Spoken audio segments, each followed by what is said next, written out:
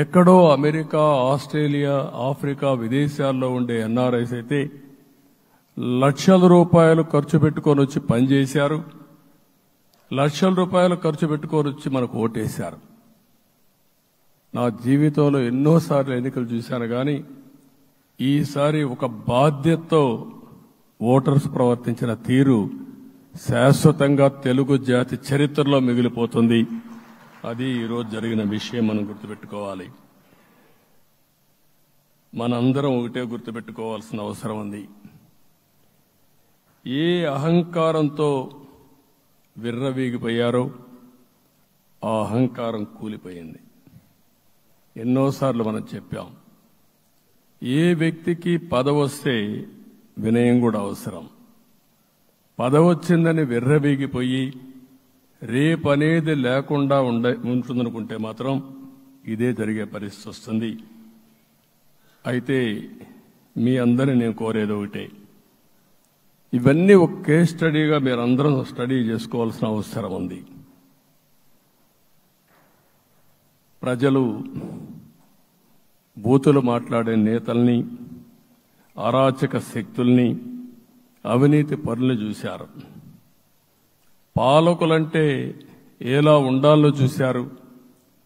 ఈ 5 సంవత్సరాల్లో పాలకుడు ఎలాంటి వాడు వచ్చి అర్హత లేని వ్యక్తి ఏ విధంగా ఉన్నాడో చూశారంటే ఈరోజు ఇచ్చిన తీర్పు ఈ 5 ఏళ్లు పరిపాలించినటువంటి వ్యక్తి యొక్క ప్రవర్తన చూసిన తర్వాత ఇలాంటి వ్యక్తి పాలనకు పనికిరాడనే ఉద్దేశంతో ఓట్లు చేసే పరిస్థితికి వచ్చారు. ఇది నా ఉద్దేశ ప్రకారం ఒక కేస్ స్టడీ అవుతుంది మనందరం కానీ జాగ్రత్తగా ఆలోచిస్తే. కానీ మనం కూడా అదే విధంగా కక్ష తీర్చుకోవాలి అని కానీ మనం ముందుకు పోతే మనకు కూడా సమస్య వస్తుంది. అదే సమయంలో ఒకటే చెప్తున్నా, తప్పు చేసిన వాడిని క్షమించి పూర్తిగా వదిలిపెడితే కూడా మళ్ళా అలవాటుగా మారుతుంది. తప్పు చేసిన వాళ్లకు శిక్ష పడవలసిన అవసరం ఉంది, చట్టపరంగా శిక్షించాల్సిన అవసరం ఉంది. అదే సమయంలో విధ్వంస రాజకీయాలు, కక్షా రాజకీయాలు కాకుండా ఇవన్నిటిని ప్రక్షాళన చేయాల్సిన అవసరం ఉందని చెప్పి కూడా నేను మీకు తెలియజేస్తున్నా.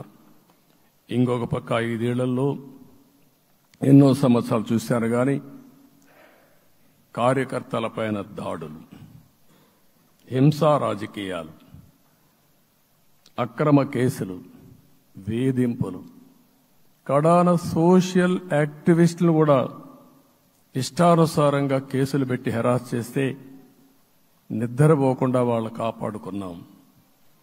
ఇంకొక పక్కన అన్ని పార్టీలకు 3 పార్టీలకు అనుభవం ఉంది.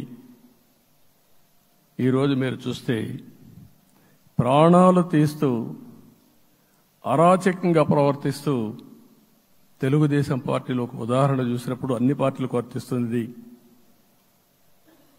ఏదైతే మన పార్టీకి వ్యతిరేకంగా నేను ఆ పేర్లు చెప్పకూడదు కాబట్టి చెప్పలేదు కానీ స్లోగన్ ఏమంటే కడాన మెడ మీద కత్తున్న జై తెలుగుదేశం అంటూ ప్రాణాలు వదిలిపెట్టే పరిస్థితికి వచ్చారు.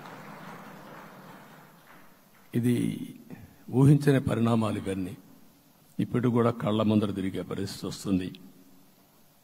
అందుకే ఈరోజు మనందరం కూడా ఇవన్నీ గుర్తుపెట్టుకుని, నాకు జరిగిన అవమానాలు చూశారు.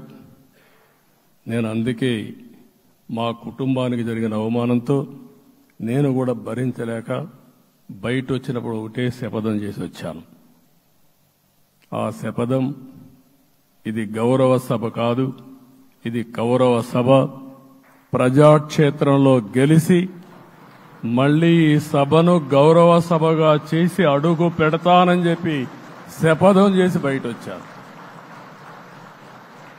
ఓసారి ఇవన్నీ చరిత్ర. ఆ శపథాన్ని ప్రజలు గౌరవించారు.